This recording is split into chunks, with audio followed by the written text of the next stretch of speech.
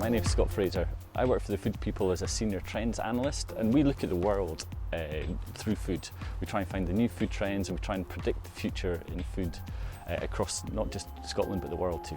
We're finding one of the biggest trends out there is wellness. Wellness is an interesting one because it encompasses everything from exercise to sleep to just how you think, but food has a massive impact on that. There's things that Scottish tourism and Scottish hospitality can do to try and drive wellness through food. Now we have some of the most beautiful unspoilt nature in the world, and as in hospitality all we really need to do is nudge people into that. Now the way that that translates into food is that we have unspoilt seafood, we have unspoilt foraged ingredients and mushrooms, and if we can just present that to people very simply, it goes a long way to creating a mindful wellness culture and happier, more relaxed customers. One of the best things to do to try and increase your wellness is all about your mindfulness and maybe avoiding triggers for depression. And it's really important, I think, for hospitality businesses to really embrace this no and low alcohol trend. Now, it doesn't just have to be a mocktail. I mean, there's some great things out there. Seedlip is the most famous one, but there are no alcohol vodkas, there's low alcohol gins out there, there's even one called Celtic Soul, which is a bit like a low alcohol whiskey, so it's a brown spirit. So you can use them to make low alcohol, no alcohol cocktails. But also in restaurants you could have a drinks menu that joins up with your tasting menu with no alcohol in it. Now these could be simple things. They could be tinctures made with foraged ingredients, whether it's blackcurrant leaves or pine or local berries, or it could be more sophisticated with using fermented ingredients, whatever it is, like a kefir or a kombucha or something like that. But there's a phrase that knocks about and it's called clean eating. I'm not mad keen on the clean eating name because it has some slightly strange connotations. However, clean eating is really important.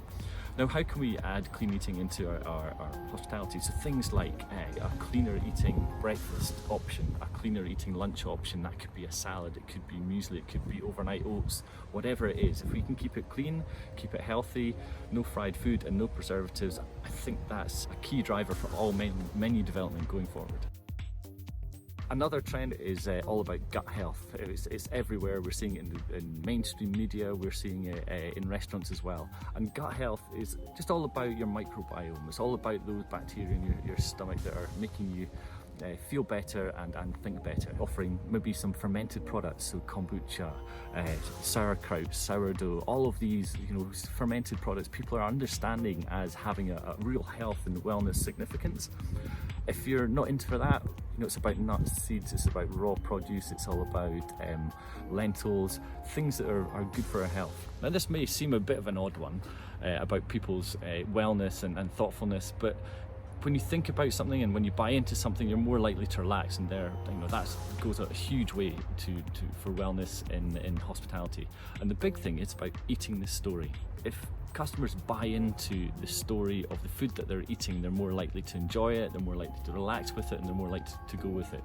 For example, you could get some of your suppliers in, they could have some photos of them on the wall, and really getting in touch with not only the food but nature around them much more. The huge part of mindfulness is all about connection with nature, and in Scotland we've got tons of nature to connect with. You could take some of your customers out foraging, a simple beach forage, picking up some beautiful seafood and then the chef cooking it. Going to a creamery, it could be going to a local baker, it could be grilling mackerel on the beach that you've caught for yourself. Now we've talked about the customers, but one area I want to talk about is about our staff. We're seeing a lot of restaurants combat this in a really simple way. It could be as easy as creating a mindfulness half hour before service or once a week, and we're seeing restaurants doing yoga classes for their staff. We're seeing restaurants having a team meeting where they all talk about their mental health. Probably a bit of a stretch for us in Scotland, but even a little bit of meditation once a week can really help ease the stresses and strains of a busy summer or a busy Christmas and join the team together for a much more positive environment.